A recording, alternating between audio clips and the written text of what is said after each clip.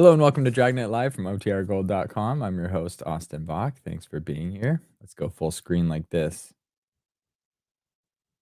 Oh, hey, something's happening. Ooh, look at that. Okay, we're actually gonna try it like this for today's thing. Or should I put the little Dragnet thing up? I guess I will. I'll do that. I don't like seeing my face so big. Anyway, if this is your first stream, we're here every Monday, Wednesday, and Friday at 9 a.m. Pacific, listening to one episode of Dragnet until we have listened to all 310 episodes currently available. Today, we're listening to episode 203. The title is The Big Joke. And let me tell you about it. I thought I had it up. Hang on. It disappeared from me. Give me a second. While I'm pulling that up, happy Friday to everybody. Please tell me what you got planned this weekend. Let me know in the comments. Internet is struggling, or my computer's struggling. I probably have too many tabs open or something. Okay, so today's episode, the police get a call from a friend who's been offered $5,000 to kill a man, which, again, in 1953, $5,000 is a lot of money. What is $5,000 USD in 1953? We're going to do one of those online inflation calculators. It's equivalent to about $60,000 in today's money. Okay. So someone is offered $60,000 to kill a man. He can't tell you who made the offer. He does tell you that no matter what happens, the man is going to be killed. Your job is to stop it. I read the synopsis for this Monday of this week, and I've been looking forward to this one because that's a very interesting premise. Like, call the police, tell them someone is going to kill this person. I can't tell you who. And I also think that regardless what you do, this is going to happen anyway. It's like, why make the phone call? I mean, I'm good on you for making the phone call to at least give someone a heads up. But if you're going to only do like a half admission or a half reporting, what's going through your mind? Anyway, that's what's happening today. Quick shout out to everybody in chat. Pull that up so I can get everything. If you're watching this from the Old Time Radio Archive channel, you can join the chat from the OTR Gold channel, which I left a link to it in the description down below. So check that out. Quick shout out to Nell, So Over It, Alfredo, Paul, shout out. We listened to your recommendation on Wednesday. Go check that out. The last Members Choice stream.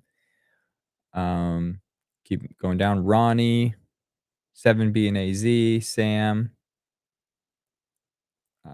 Chris, and I think that's it so far.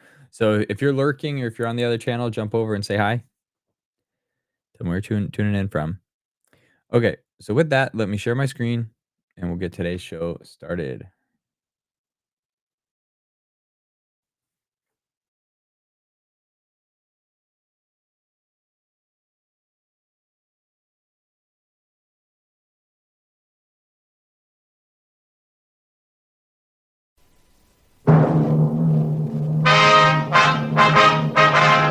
Sound out for Chesterfield. Chesterfield is best for you. First cigarette with premium quality in both regular and king size. Chesterfield brings you Dragnet.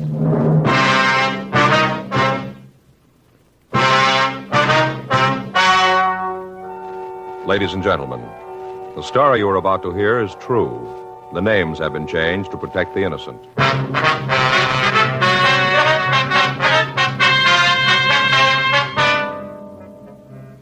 You're a detective sergeant. You're assigned to homicide detail.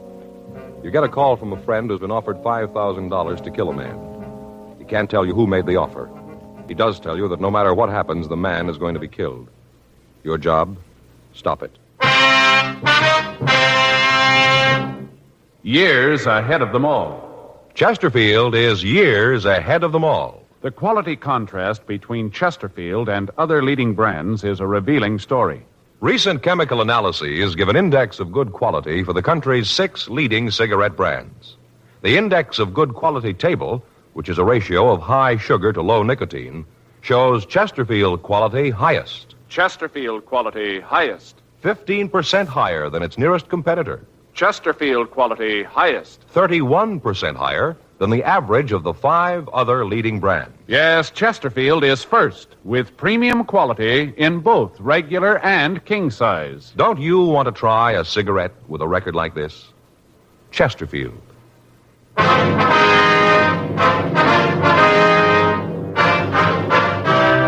Dragnet, the documented drama of an actual crime. For the next 30 minutes, in cooperation with the Los Angeles Police Department, you will travel step by step on the side of the law through an actual case transcribed from official police files.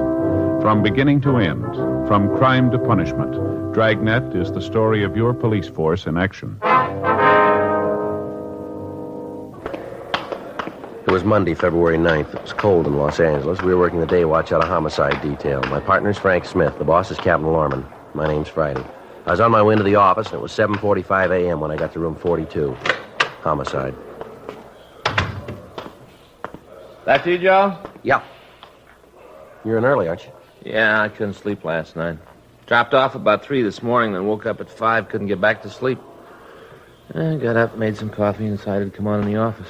Yeah, I had a little trouble last night, too. You did? I mean, yeah. What's your trouble?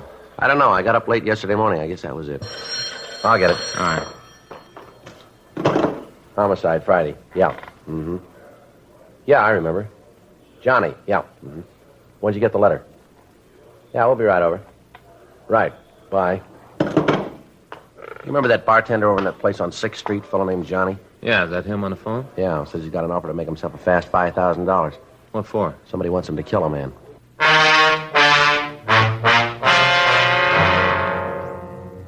8:10 a.m. Frank and I drove over to John Bronson's apartment. He lived in a new development on Wilshire Boulevard. We checked the nameplates in the lobby of the building, and then we went up to apartment 6B.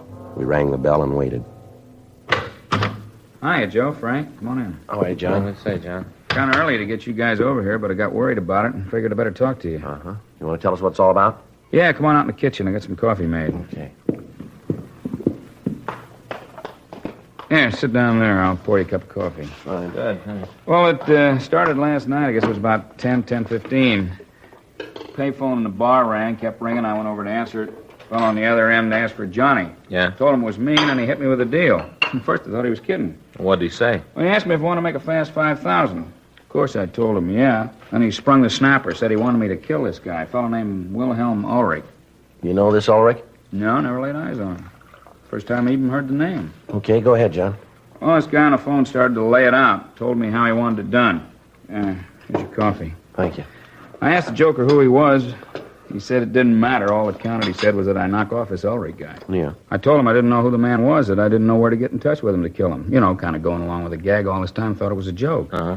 Well, this fellow on the phone said he'd give me all the dope I had to have, said I'd get it in the mail this morning. Yeah. Came special delivery just before I called you. Special. Uh-huh. You got the letter, have you? Yeah, I got it in the other room. I'll get it for you. All right, I'll go with you. John, how much have you handled the letter? Well, I opened it up. I didn't know what was in it. Mm-hmm. If I'd have known what it was, I wouldn't have touched it at all, but I didn't know. I looked at it when I found out what was in it and figured I better call you. Couldn't see any way to tell who sent it. Maybe you can when you see it. Mm-hmm. When I saw what it was, I didn't touch it anymore. Mm-hmm. Well, let's see here. It's money. Yeah, 5 $100 bills. And what's the letter say? Just a minute. Just by the edge here. I don't want to... This is Johnny. Here's the down payment. You'll get the rest when you finish the job. And the name is Wilhelm Ulrich. The address is 2192 Vine Street, Hollywood. It's written on a typewriter. No signature. That's it. Let me see it, will you? Oh, you can see it here. First off, I thought the whole thing was a joke. I didn't believe it. You know, I just thought it was some drunk trying to be funny. We get calls like that all the time, guys trying to be funny. Yeah. And when I got this letter, I got scared. I ain't gonna kill nobody, especially somebody I don't even know, not for no 5,000. Did you recognize the voice on the phone, John? No, I don't think I ever heard it before. You got any idea why he'd call you? No, I've been clean. I haven't got a record. Nothing like that. I run a clean place. Never done anything that could tie me up with the rackets. Yeah, we know. Well, maybe I ran a little booze during Prohibition. Not much, just a little. Everybody was doing it then, but I'm clean now. Joe, there's a postmark here on the letter. It's mailed in Hollywood. Yeah, I saw that. We can check the postal authorities on the mailbox number, find out when it was picked up, huh? Yeah. Time on it here is 11, looks like 11:45 last night. That's the time. Uh-huh. You sure that you don't know Ulrich, John? Possible that he's been in your bar sometime, maybe, huh? Well, that'll be hard to say. We do a good business. Lots of people come in I don't know. You know, just come in once in a while. I wouldn't know who they were. They keep quiet, and I ain't getting nosy. Yeah. Well, we're going on back to the office. You'll probably hear from the caller again, Johnny, and as soon as you do, you let us know, will you? You going to see this Ulrich fellow? Yeah, we'll talk to him. Might be better if you don't say anything about this to anybody, John. Oh, don't worry. I won't. Okay, we'll be talking to you later. You be at the bar? Yeah, I'll be there at 4. Okay, thanks a million. No strain. Glad to do it. Can't get over it, that guy calling and making an offer like that. I just can't get over it. He should know better than that. Yeah? Sure, you ought to know. Somebody ain't going to kill somebody they don't even know.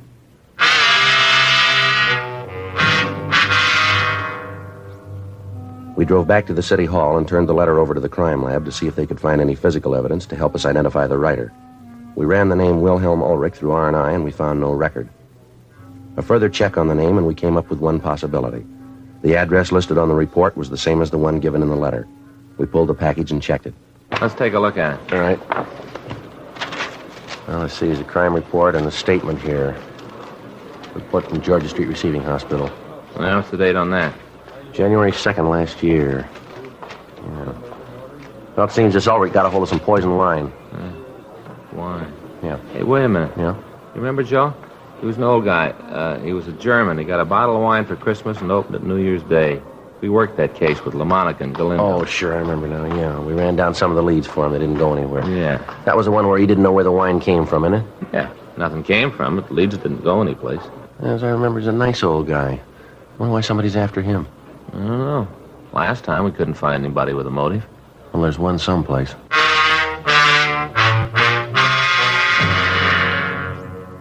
We'd helped investigate an attempted poisoning of Wilhelm Ulrich over a year ago. Somebody'd sent him a bottle of imported wine. Ulrich had opened the wine for dinner on New Year's and had drunk some of it. A short time later, he was seized with violent stomach cramps. He was rushed to Georgia Street Receiving Hospital for treatment. He was then transferred to the county hospital for further treatment. Examination of the remaining wine showed that it had been dosed with a quantity of poison. Fortunately, Ulrich didn't drink much of the poisoned wine, and he recovered. Detectives Joe LaMonica and Danny Galindo had handled most of the investigation. We'd helped them briefly in checking out some of the leads that they'd gotten. We checked with them again on the case. From the crime report, we got a list of the people that the two officers had interviewed. We checked with them, and they gave us as much personal information as they could. 1:15 p.m. We drove out to see Wilhelm Ulrich. We found him in the yard digging in a rose bed. No, I can't understand it. I never quite believed that about the wine, sir. Well, why do you say that, Ulrich? Well, I found it hard to believe in my heart that anyone would want to do me harm. I have no enemies. No one that hates me enough to want to kill me. I'm sure of that. Well, I'm afraid you could be wrong about that, Ulrich. The officer said that before. Somehow, though, I just can't believe it. I've nothing anyone would want to kill me for. All of the people I know are my friends. We all get along. Yes, sir. Look at that. Isn't that a beautiful rose? Such loveliness. Mm-hmm. No? I'm sorry, officers. You're mistaken about this. I wonder if we could talk to you in the house, sir. Yes, that might be better. I could make you a cup of hot tea if you'd like. No, sir, thanks, just the same. Have you officers had lunch yet? Yes, sir, thank you. Oh, thought maybe you'd like a sandwich. Just got some liverwursts from a little place downtown. German, excellent food. Mm-hmm. Here, I'll get the door. Just sit down any place. I have to get the dirt off my shoes. Martha would be very angry if I tracked dirt around. Marta, that's your daughter, isn't it? Yes. She comes over every couple of days and straightens up the house for me. Wonderful girl, Martha. I don't know what I'd do without her. Yes, sir. Now, there's a couple of things we'd like to ask you. Certainly, anything I can do to help. Well, we'd like to go over the information on the report here.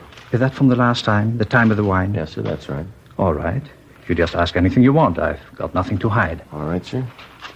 We checked the crime report you filled out last year. Now, has anything changed in your family since then? No. You gentlemen still working on that? Well, yes, sir. We have another matter to discuss here. Oh, there's one thing that has changed. What's that, sir? The part here about me running the business. Mm-hmm. That's changed. I still run it in a way. I still supervise it, but Robert, he actually runs it. Robert, you mean this name here, Robert Davis? Yes, he's my son-in-law, Marta's husband. He takes care of the business now. He's a good boy. Marta's lucky to have him. How long has your son-in-law been running the business, Mr. Ulrich? Well, let me see. It's been about 8, 9 months. He took over right after I got out of the hospital. He's done wonders with it, wonders. How's that, sir? Modernized it, changed it all around. Had one of those efficiency experts come in and study the people. Time and motion men, I think they call them. Mm-hmm. They come in with a stopwatch and look at the people doing the work and figure out how long it should take them to do a certain job, and then they plan how the job can be done faster and cheaper. Wonderful thing, big changes. Yes, sir. I don't want you to take offense at this, Ulrich, but how are the relations between you and your son-in-law? I don't think I understand. Well, you get along. Do you have any quarrels, disagreements? Oh, no, Robert and I never disagree. I found out that it didn't pay to argue with him. Sir? I found out that it didn't pay. He was always right. Uh-huh. Yes, you see, we had a few arguments when he took over the business about this time and motion study thing. I see. You want to tell us about these arguments? They weren't anything serious. I didn't think that it was a good idea to change. I couldn't see any reason for it. Everything was going good. The business was making money. Everybody seemed to be happy. I didn't want to take a chance disturbing a good thing. You know, the golden goose. Mm-hmm. You want to go ahead, please? Well, Robert said that we were behind the times, that if we didn't do something about it, we wouldn't be able to compete with other people. We manufacture women's dresses, you know. Yes, sir. I saw that on the report. I finally told him to go ahead. I thought that he'd fail. He didn't. Now we compete. More dresses, more money. The employees are happy. They have music, coffee times. They like it. But it's all changed. I don't go down there anymore. I don't care much for it. It's changed. So I just stay home and work in the garden. It's Robert's factory now. Uh-huh. You and Robert haven't had any other disagreements, have you? Oh, no. He's a fine young man, running the business very well. He's a good boy. I'm lucky to have him. Well, how about your competitors, Mr. Ulrich? How do they feel about this change in the way you operate your business? They resent it? Oh, no, I haven't really got any competitors. The big manufacturers don't care. I don't make enough dresses to bother them, and the other little men are in the same boat with me. They're too busy running the factories to worry about me. Mm-hmm. Now, can you think of anybody who might want to do a thing like this? How about that phone call? I told you before, I can't. I find it very hard to believe. Well, we'll have to talk to the people that you know, the people around you. We'd appreciate it if you didn't tell anybody what we were after. If you want it that way, it's so hard to believe. I still think you're wrong. Looks like it's going to rain. Be good for the flowers. It's been dry up in the valley. Farmers need the rain. Yes, sir. Now, you'll go along with us on this thing, will you? Not tell anybody about it? Sure, I'll help. It's all right if I tell my daughter and son-in-law about it, isn't it? Well, it'd be better if you didn't say anything to him or your daughter, not to anybody. But they're going to see you here. They're going to ask questions. They're not stupid. Yes, sir. You could tell them that we were asking about somebody that you employ. How'll that be? What do I say if Robert asks what's about? I have no secrets from him. Well, tell him we ask you not to tell anybody about it. Tell him it's police business. Happens all the time. I suppose I could do that, but I don't like it. I don't like it at all. It's lying. Yes, sir. That may be true, but it's the best way. Oh, I guess it's a small lie. I can tell myself that. It's a small lie. Well, we'll have some policemen come out and watch Mr. Ulrich until we find the person who's doing this. Do you have to do that? Yes, sir. I'm afraid so. Well, no, I don't like that at all. Even worse than the lying. No, I don't like it at all. Mr. Ulrich, I wonder if you really understand that when we ask you not to tell anybody about this, when we want to keep you under surveillance, it's just for your protection. But if what you say is true, if somebody really does want to kill me, if somebody hates me that much, Yes, sir. can you stop them?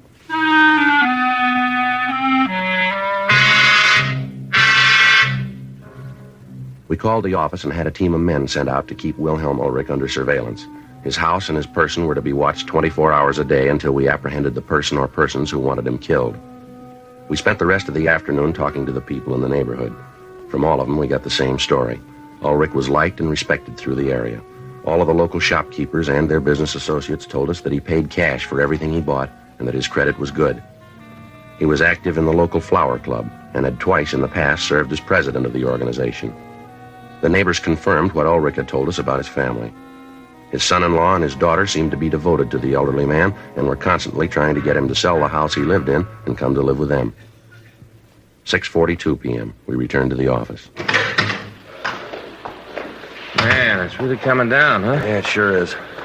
You got a raincoat in your locker? Yeah, I got one of those plastic kind in the bag. Oh, yeah, I want to get me one of them. I'll get mine. We'll go over and check the son-in-law. You got his address? Yeah, it's a place out on Ivar. Sure was a nice old man, huh? Yeah, he seems to be. So you want to grab my coat? I'll get the phone. Yeah, I'll get it. Thank you. Homicide, Friday. Yeah. Uh-huh. Yeah, John. When? Yeah. No, we'll be right over. Right away. You bet. Frank. Yeah?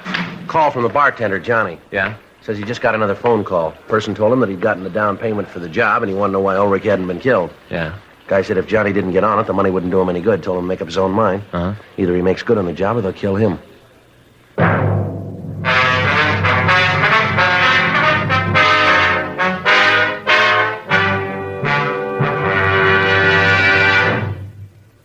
You are listening to Dragnet, the authentic story of your police force in action. Chesterfield is best for you. Listen to Chesterfield's record. For a full year and 2 months, a doctor has been making regular examinations of a group of Chesterfield smokers, and he reports no adverse effects to the nose, throat, and sinuses from smoking Chesterfields. Don't you want to try a cigarette with a record like this? Chesterfield. First with premium quality in both regular and king size. Chesterfield. First choice with Young America. And that's from a survey of 274 colleges and universities. Try Chesterfields today. Remember, Chesterfield is America's best cigarette buy.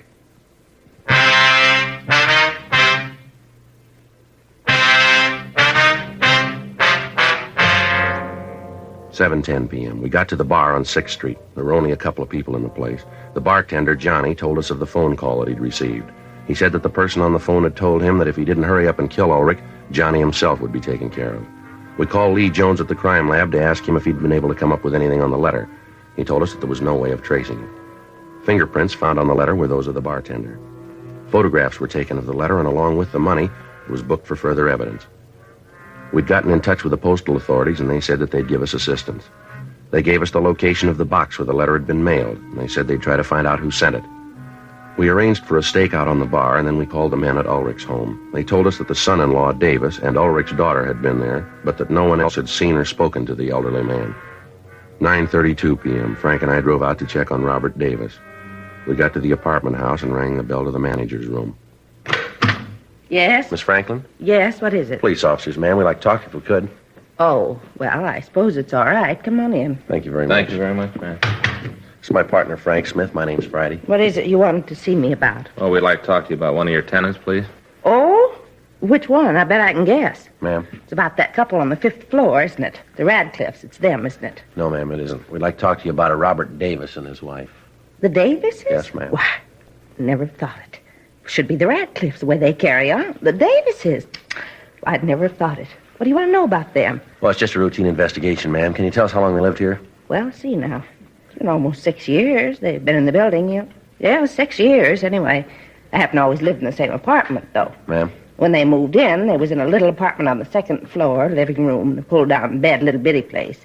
And then they moved up to the 6th floor, 2-bedroom, nice place. Nice people. The Davises, oh, I'd never have thought it. Do they have any close friends in the building, would you know? Well, not Mr. Davies. He's kind of the quiet type. Never has much to do with anybody. He keeps to himself. Mm-hmm. Now, Mrs. Davis, that's a different thing. She's a living doll. She's nice to everybody and so sweet. Never had a harsh word for anybody. Always a smile. I think Mr. Davis thinks he's too good for anybody. He always seemed kind of snooty. Yes, ma'am. Do you ever have any arguments with anybody in the building that you might know of? Well, he's had a few arguments like everybody else does. Like I said before, he thinks he's too good for anybody. He thinks he's better than anybody. He's got no right to either. Ma'am? Why, he owes half the people in the neighborhood money. Way behind his bills. Owes me a couple of months' rent. Never seems to be able to pay anybody he owes. I talked to the milkman, owes him for a month back. Every time he asks for his money, Davis tells him to come back and stop hounding him. Can't understand it. Seemed like such nice people when they moved in. 2 years ago, that's when the trouble started. Uh-huh.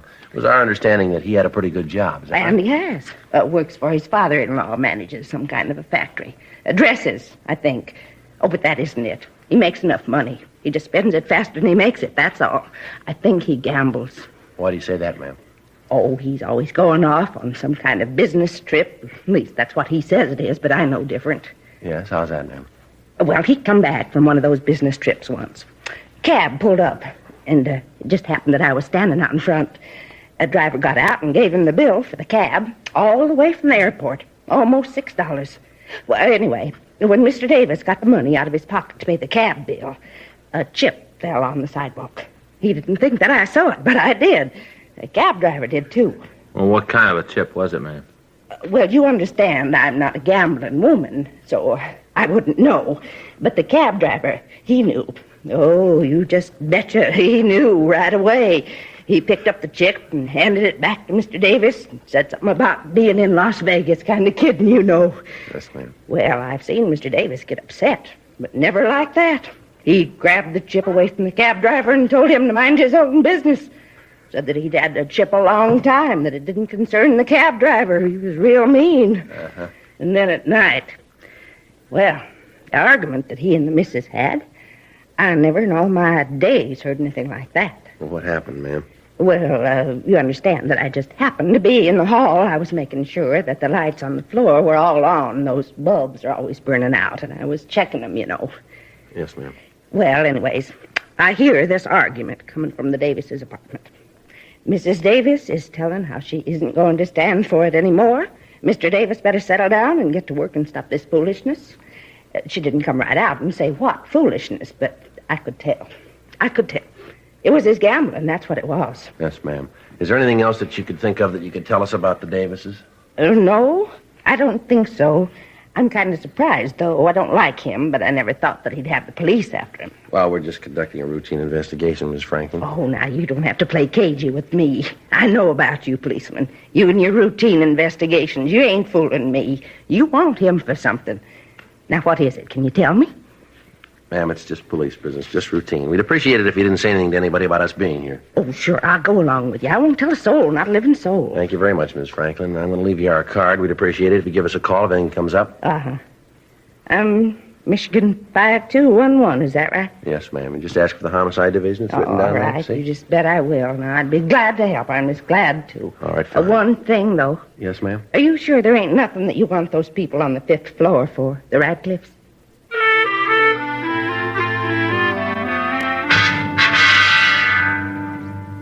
From the manager's office, we called the Ulrich home. We talked to Mr. Ulrich. He told us about the visit that afternoon from the Davises. He said that he hadn't told Robert Davis anything about the threats on his life. We went upstairs and talked to Davis. We told him that we had a serious matter to discuss with him, and we asked him to accompany us down to the city hall. I don't know what you're talking about. I told the police everything I know about this a year ago. I don't know anything about it. Wish I could help, but I can't. You know, this has got me worried. Well, if you haven't done anything wrong, you got nothing to worry about. I haven't done anything wrong. In here. Go ahead. All right. Now tell me what this is all about. Frank? Yeah. You want to check the office, see if we got any answers to the calls this afternoon? Right.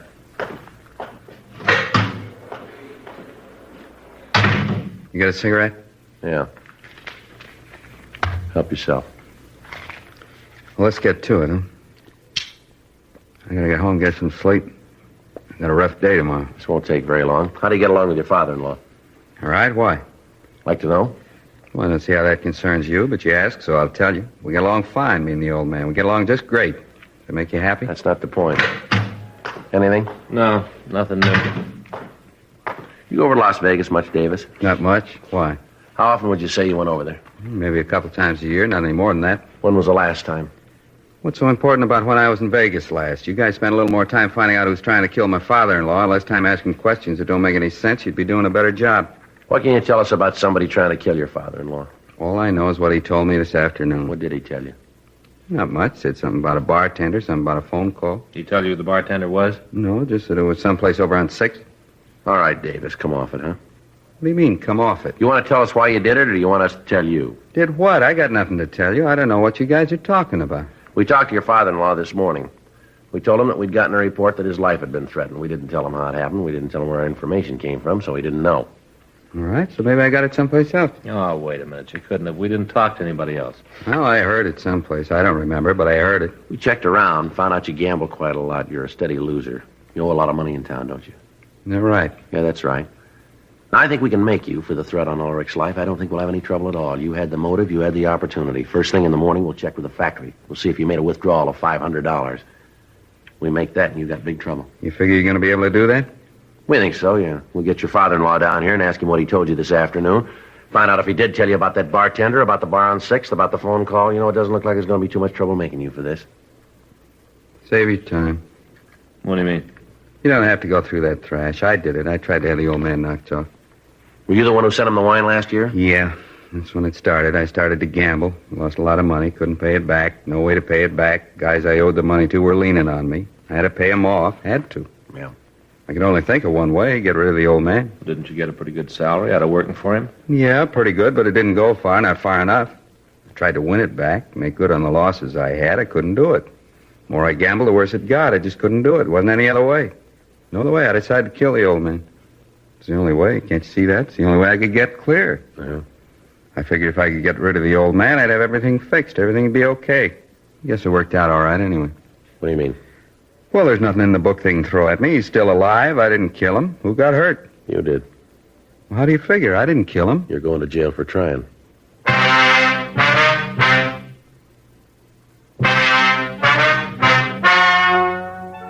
The story you have just heard is true.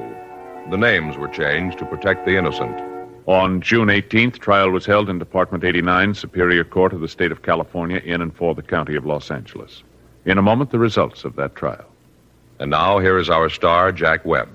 Thank you, George Fenneman. I want to thank all of you for your interest in Dragnet. Thanks very much for your letters. We really appreciate them, and we'll try to keep right on giving you the kind of a show that you like. I want to thank all of you, too, who have switched to Chesterfields. I know you're going to like them, and I know you'll find they're best for you. Now, you folks who haven't tried Chesterfields, I'd like you to pick up a carton tomorrow. Chesterfield. It's a great smoke.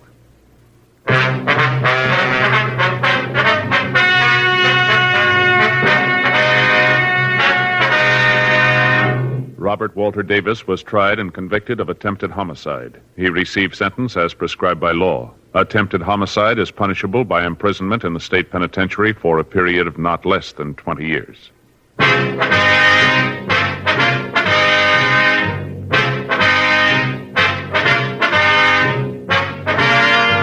You have just heard Dragnet, a series of authentic cases from official files. Technical advice comes from the Office of Chief of Police W.H. Parker, Los Angeles Police Department. Technical advisors Captain Jack Donahoe, Sergeant Marty Wynn, Sergeant Vance Brasher. Heard tonight were Ben Alexander, Vic Perrin. Script by John Robinson. Music by Walter Schumann. Hal Gibney speaking. For a million laughs, tune in Chesterfield's Martin and Lewis show Tuesday on this same NBC station. And sound off for Chesterfield's. Either regular or king size, you'll find premium quality Chesterfield's much milder. Chesterfield is best for you. Chesterfield has brought you Dragnet, transcribed from Los Angeles.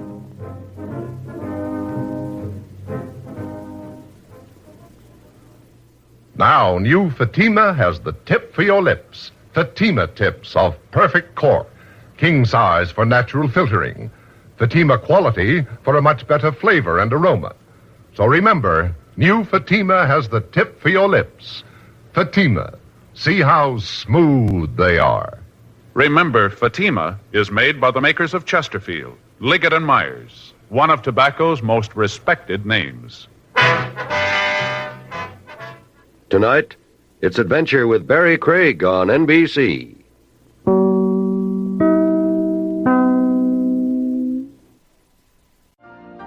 You've been listening to the OTR Gold Network.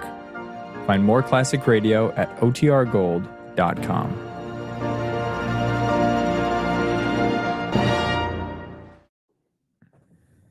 All right, I hope you enjoyed that episode. Thank you all for tuning in. Chat was fun today. I wanted to call out, let me show this comment really quick.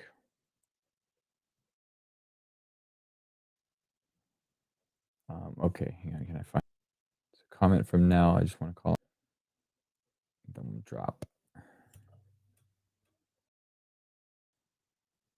Oh, she says, hey, all, it appears that all of our loyalty badges changed to the 1-year version. Totally cool. Just want to call out that hasn't been the case. We just have a lot of 1-year channel members. So thank you to all of you. Thank you to everyone tuning in. Thank you to everyone that is joined and become a channel member. Those that have been channel members for over a year, thank you, thank you, thank